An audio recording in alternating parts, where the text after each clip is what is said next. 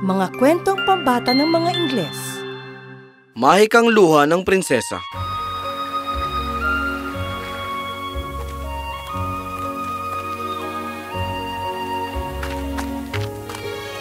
Babalik pa ba tayo sa ating mga tahanan, prinsesa? Sinabi mo na bang iyong mga hilig sa mangkok na may tubig? Opo!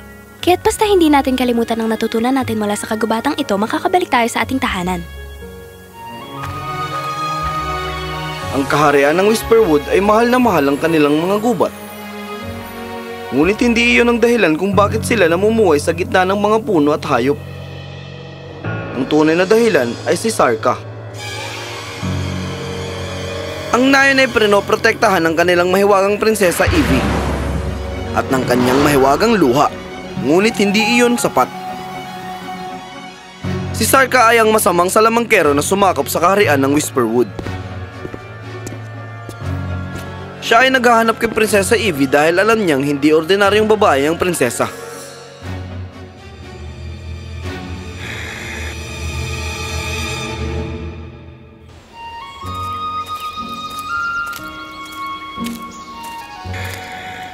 Prinsesa, marami kaming natututunan sa kagubatang ito, lalo na ang kahalagahan ng tubig. Ngunit pakiramdam ko'y may kulang. Parang konektado sa tubig. Ang iyong mahiwagang luha ay tubig din. Ngunit hanggang saan ba ito makakatulong? Bagaman ito ang dahilan ng ating kaligtasan, pinapahina ka nito, anak.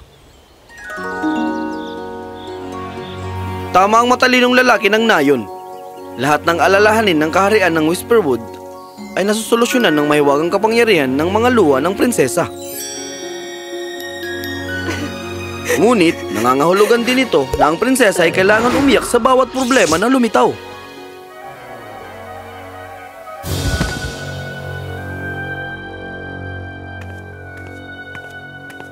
Ang anak ko ay inatake ng oso! Prinsesa, tulungan mo kami! Ang iyong anak ay magiging mabuti. Walang dahilan para mag-alala. Kung alam ko lamang ang pinagmula ng aking mahiwagang luha, maaari kong gamitin ang kapangyarihang ito at tulungan ng mga tao nang hindi ako napapagod.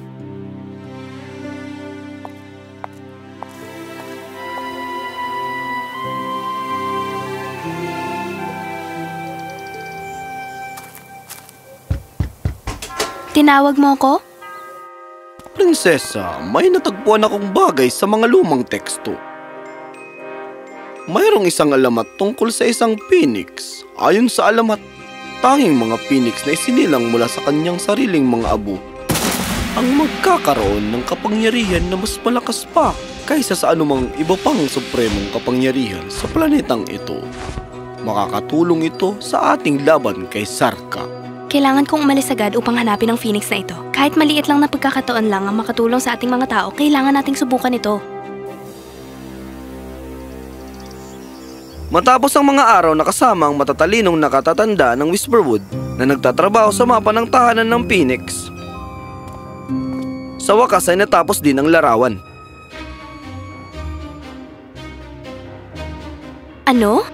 Ang mapa na ito ay nagdadala sa atin sa gitnang bahagi ng Whisperwood. Iyon ang pinakamalalim na bahagi sa gubat. Oo. Ang daan ay puno ng panganib at mga sorpresa, pati na rin ng mga agresibong nilalang. Sa wakas, kailangan mong tumawid sa mystical clearing upang maabot ang Phoenix. Sa aking pag-alis, ang nayon na ito ay magiging iyong responsibilidad. Mag-iingat ako at babalik ako kaagad.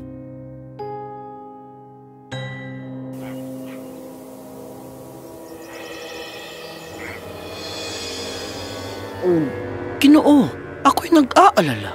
Bumalik na naman ang ekspedisyon nang walang balita tungkol sa prinsesa. Alam mo kung anong nagpapasakit sa akin, Travis, na ang mga taga-dayon na ito. Ang mga simpleng mga mortal ay nakakalikha ng sapat na mahika upang mapigilan ako.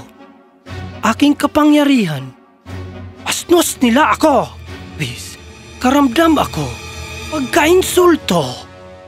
Hindi, Ginoo. Sigurado ako na ito ay ang prinsesa ng kanyang walang silbing luha. Iyon ay halos walang kapangyarihan. Walang nakakaalam ng pinagmulan ng mahika ng kanyang mga luha. Magiging dahilan siya ng kanyang sariling pagkasira sa pag-iyak, Ginoo.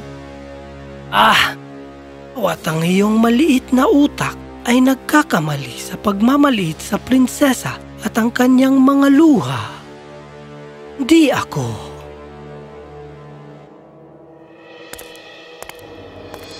Sa Evie, gaano pa katagal mo akong iiwasan?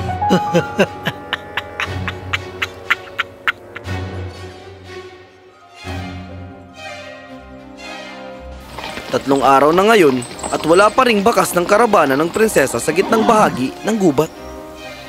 Ito'y imposible. Pare-pareho ang lahat ng mga puno.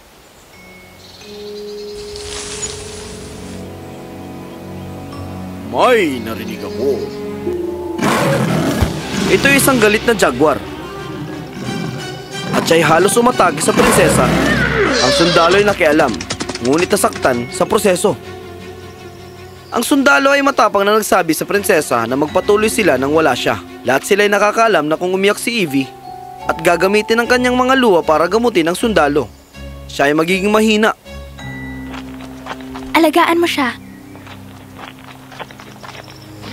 Habang si Travis ay patuloy na naghahanap sa nakatagong nayon, ang prinsesa ay malapit nang maabot ang kanyang target.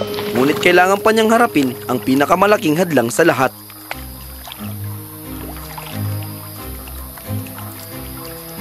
Habang sila'y nagpapahinga, nakita ng prinsesa ang kanyang refleksyon sa kalapit na lawa.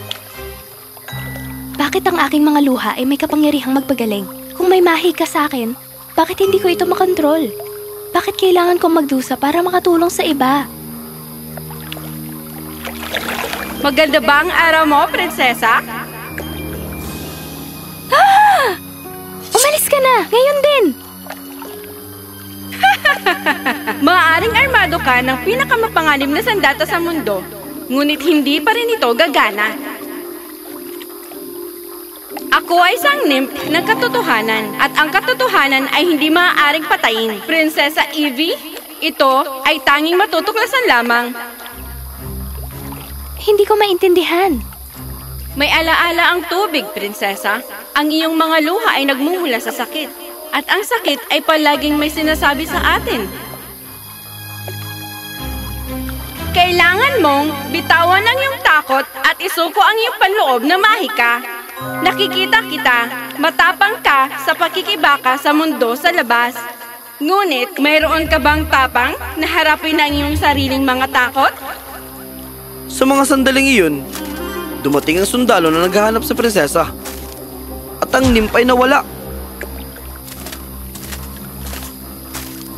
Prinsesa! Bakit ka bumangon? May mahaba tayong araw bukas.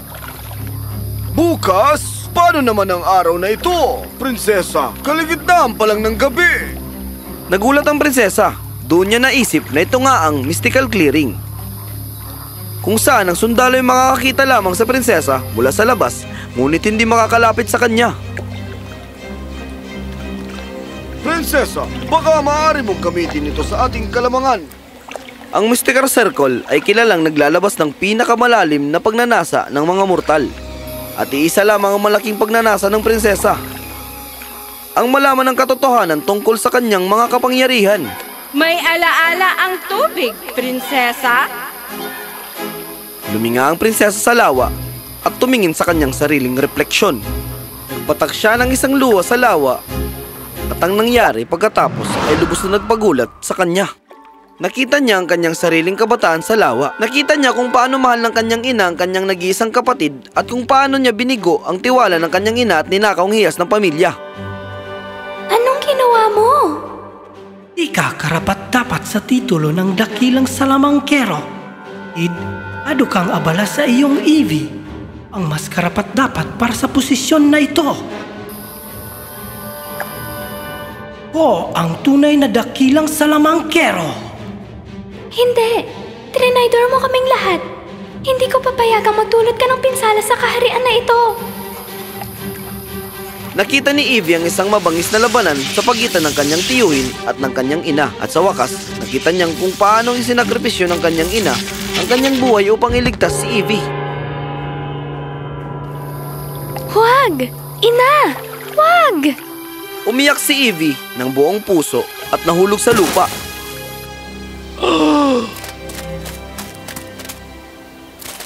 Namatay si Prinsesa Evie. Ang balita'y kumalat sa nayon ng Whisperwood na nagdulot ng kawalang pag-asa kasama ni Evie na wala rin ng protektibong mahika.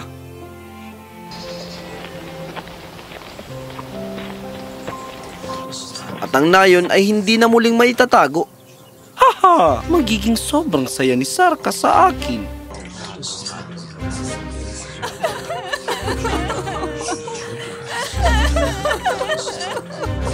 Ito, makatarungan. Pusang matagal na paghahanap sa iyo.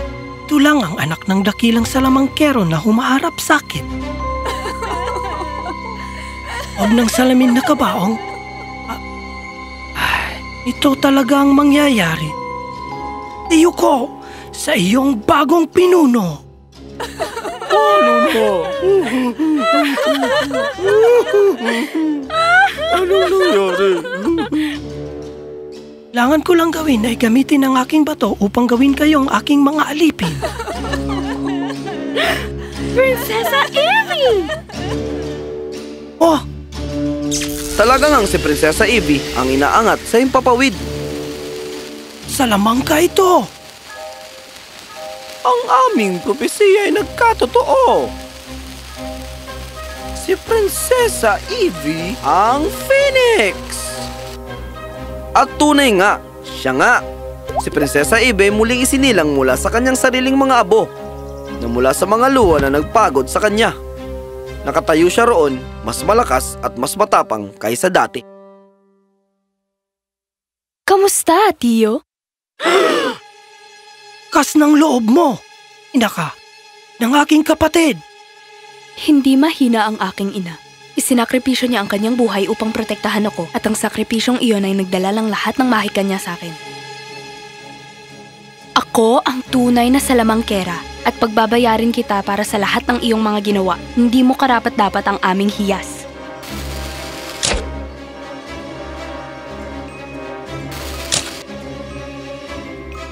Ag! Ag! Ah! Sarkay sa wakas ay natigil ng tuluyan.